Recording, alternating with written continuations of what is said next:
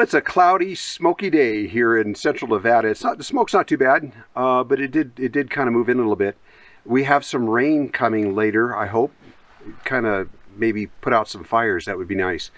Linda and I are in the Toyobe National Forest in central Nevada, kind of halfway between Austin and Eureka. And we're next to Antelope Valley. But we were just talking about what a perfect campsite this happens to be, because there's almost no flies at all, no mosquitoes. The soil is sandy, so you're not walking around in puffs of dust all the time, and it's just absolutely beautiful. It's a pinyon pine forest, and it's really pretty. Pretty nice, yeah? Yep. I was thinking this is probably one of the most beautiful campsites we've ever been in. It's really nice. There's nobody around. We're the only people here. Yeah, we're the only ones here. But it was about 30 miles of dirt road to get here. Yeah, almost 40, I'd say. Pretty far. If you saw the car and the trailer here, which are in front of us here, you'd see what we're talking about. They're filthy. Yeah, dusty, narrow road that sometimes you wonder, oh, should we be on this road? Yeah. Because had we met another vehicle coming our way, it would have been... yeah, impossible to turn around. Yeah. What Linda's saying is, you don't want to bring a big outfit in here. Not even an 8-foot wide trailer, not even a 7-foot wide trailer. Now, my wheels are 7 feet wide on our little trailer, but it's only a 6-foot wide trailer. In some places, the sagebrush was 9 feet tall, and it was in like this. So, but we came in just fine. But don't come in here unless you're driving a smaller outfit of some kind, you know. Right. You don't need 4-wheel drive, but... No. It's just the road was narrow and meant for one Jeep. Yeah, basically the road was great except for about the last 5 miles. Yeah. It was wide dirt road. Boy, a cattle truck went by us heading out. Wow. Talk about a plume of dust behind that cattle truck. We had to just pull over and wait for it to clear before we could proceed. But, hey, you know what makes this nice, though? No grass. I know that it's nice to be parked in a nice, beautiful, grassy area. Green grass equals mosquitoes. And there are no streams or lakes or anything here either. And we've learned not to camp near streams and lakes when possible, because that also means mosquitoes. Bugs. We have almost nothing here. There's a few flies or bees around, but that's about it. But we're going to go hiking and exploring later. Anyways, just wanted to share that with you. Anything else you want to add to that? No. More later. Yeah. Well, for every 15-minute Gonagain video you see, there's probably about 6 hours of editing that goes into that video. Each video starts out as, a lot of clips that all have to be gone through and trimmed down.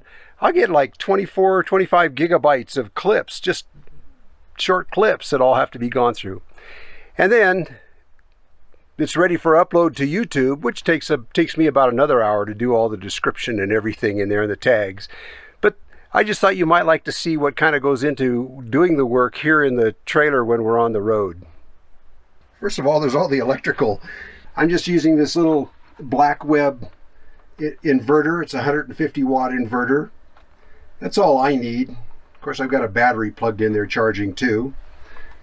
But my computer plugs into that.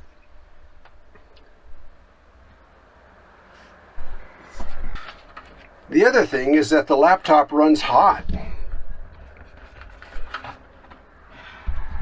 So I've got a little cooling tray that sits underneath it. Those old blue things in there are light diodes on the fans that are turning.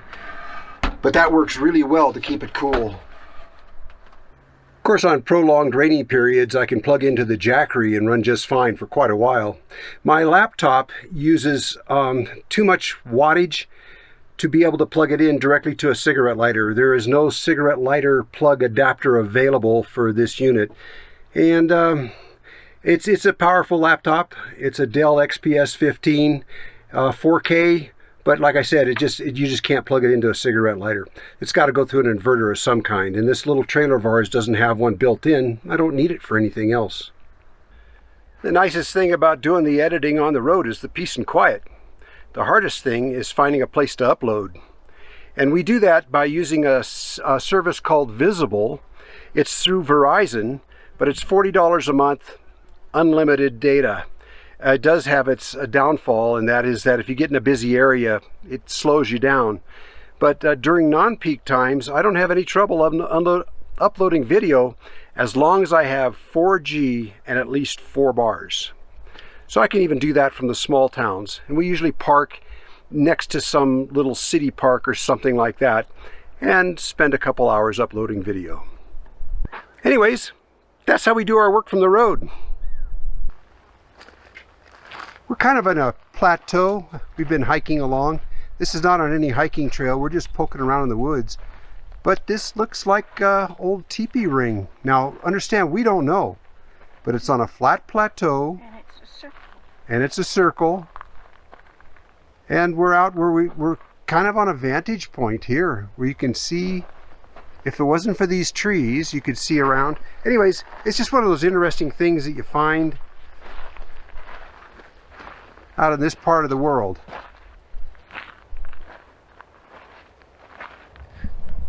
Now, near that ring of stones, I found what I think is a broken spear point. This is the tip, and my thumb is following the side, and it would have been a lot longer and a lot wider. This is just the tip of it. So first there were spears, then there were atlatls, and then there was bow and arrow. Now if this is an atlatl point, it's a huge one. So I kind of tend to think this is a spear point.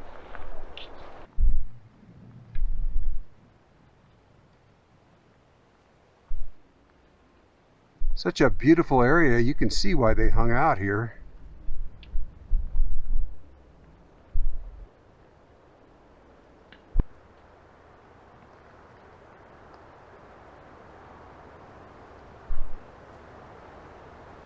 Well, right here in our campsite is a pile of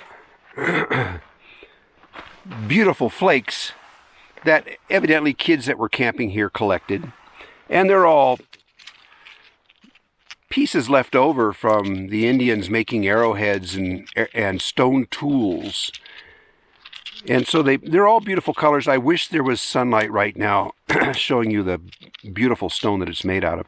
Because the Native Americans only made their tools from the finest pieces, and this is the refuse that they chipped off. But what's interesting about this pile is there's actually 2 tools in this pile that the kids that collected it didn't realize. Let me see if I can find them. Wait, here's one. This is a tool. And this is another one like it. Now, some collectors call these scrapers, or some just say it's a tool. But back in the day, this was the pocket knife that every Native American had. Men, women, and children had on them. They all had one of these little round or oblong, sharpened all the way around tools. You can see it's flaked on both sides, if this camera's focusing. Too bad there's no sunlight right now. But they were just down here in this pile with the rest. And this one's broken off on a little bit right there. But the rest is all sharpened all the way around. This was the pocket knife of the day. And when they broke it, they just made another one. Or when it got dull, they just made another one. Or sharpened this. Cool. But whoever, these kids didn't realize that they had actually picked up a couple of artifacts here. You know, I was talking about working on the road, and I thought I'd share with you just a little bit about what we went through power-wise on this cargo trailer from when we first got it till now, because things have changed. When we first bought this cargo trailer, it wasn't to be a camper at all. It was only to haul our ATV and keep it clean. That was it. And then we discovered what a great opportunity it was to have it so that we could camp in it. But we also needed to haul the cargo trailer, and that explains why the interior is the way it is. Things can get moved around, the bunks can get rolled up and hung on the wall, and that's why it is like, that's why we don't have all kinds of built-ins in the cargo trailer here. But now we hardly ever take the ATV along, so we're gradually making changes, and there will be some built-ins. It also has to do with the electrical system, though, because when we first started, there was no electrical system at all. We used flashlights and battery lanterns. That's all we ever used in here. And I remember I wired it a few years ago for a battery, and we left on a trip heading down south I didn't even buy the battery. And we stopped in Henderson, Nevada, and we were at the Walmart. I told them, I said, I'm going to buy a battery. The battery box was already installed and everything. And she says, we don't need a battery. But I bought a battery at the Walmart in Henderson, Nevada, and dropped it in so I could run the interior lights, which were already here. That's how little it meant to us. It wasn't important to have electrical in the trailer. Well, then I started the YouTube channel, and I started needing to be able to work on the road. So at first I was just coming off the 12-volt battery that we had in the trailer, and I would watch the voltage just dropping like this while I was working on this laptop here, and I knew that wasn't going to work because I was sucking the battery right on down right away. Now, in this discussion, when I mention laptop, maybe you can just think about a TV monitor or fans or gaming or something like that, anything that turns your crank, and just compare it that way. I'm just going to be talking about my laptop usage. That's the only thing, that's what concerns me personally. But so we were running off the 12-volt system, and it wasn't working out. I knew I needed more. And then along came this little Sun Life 280 watt, solar charger. They call them that because they're designed to be charged off a solar panel. Along came this, and all of a sudden it has a pure sine wave inverter in it, and I could plug my laptop directly into here, and this would run this laptop for a good 3 hours just at when the laptop's doing its heaviest work. It's drawing about 100 watts. So it would run it for like almost 3 hours, and plus the battery on the laptop. Now I was able to work for like 6 hours, and that was great. And then, but I was only charging this off of the car charger system, I improved the wiring from the car back to the trailer, so it would charge the battery in the trailer faster, and then it was charging the Sun Life too, and this was also charging all our phones and everything. And it dawned upon me what a neat thing that solar chargers were. They were a tool, And then, like I say, I was able to work. But no refrigeration. Not yet. We were still using a homemade ice chest, which worked as good as a Yeti, but it was like a $35 thing, But another video. But anyways, then along came that Blue Eddy AC50. That was a 500 watt solar charger, a very fine one made by Blue Eddy. I highly recommend them. But all of a sudden I had plenty of power and even a little extra power. So then we started thinking about a refrigerator. So what we did was installed 200 watts of solar on the roof, and the charge controller in the trailer, and I still didn't put an inverter in and I still don't have one because I don't need it. All I need it for is my laptop. So all of a sudden I had the 500 watt Blue Eddy, and so I had a little extra power, and I started, and the refrigerator became possible. Okay, 200 watts of solar on the roof. The house battery, still the same one I bought from Walmart years ago. It's still going. It's a deep cycle battery.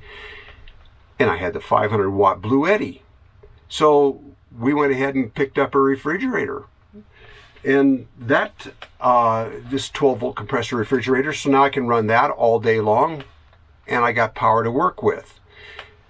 It's enough, but it's almost not enough. Like if I was to get some cloudy days or something like that, even that 500 watt Blue Eddy wasn't going to make it. In fact, we ran into that in Arizona, where for like about 4 or 5 days it was cloudy and wet and rainy every day, and I wasn't getting much solar. So we had a problem there. And the next thing that came along was just recently, this a little heavier here, it's 22 pounds. This Jackery Explorer 1000. Well, it's 1,000 watts, and it came with two 100 watt solar panels all on its own. Yeah, they're a little spendy. Let me tell you something, it's a real tool. But it works out that Jackery is really handy with its own charging panels, you know, its own solar panels. And we ended up using this a lot over the last couple of weeks. And now we feel like we're energy independent. So 200 watts of solar on the roof, plus two 100 watt panels. Now it's 400 watts of solar. And what we do now is we just let the refrigerator run entirely off the solar, off the roof, and the house battery, 12 volt house battery. And I depend on the Jackery to run the computer and to charge all our batteries, phones, camera batteries, things like that, and to back up the house battery if we get periods of no sun. And I need, because that Jackery will run that refrigerator for about, you know, almost 3 days, just on its own. Well, that's where we're at today, and I finally feel we've got enough. I've had people ask me, you know, how's that, do you have enough solar power? You know, how's your solar system working out? Well, it's working out great. Your needs may vary depending on your power consumption, of course. But I think with what I've got, I got the best of both worlds. I can take those solar panels that come with the Jackery and I can sit them out away from the trailer where the sun is still shining in case the trailer's in the shade. And the Jackery is always a backup for us. So I really appreciate a solar charger as a tool now. Well, up until this point, working on the road was a constant problem, but now it's not, it's like no problem at all. It's going very well these days. It's just nice to be able to go sit under a tree somewhere and work on the laptop and not be cooped up in this little 6x10 box, let me tell you. So a 6x10 box that we dearly love and thank God for, because it makes so many things and adventures possible for us. So that's pretty cool. Anyways, I hope you liked this video. I hope I gave you some good information. If I did, please give it a thumbs up, like, share, and subscribe, and we'll see you around.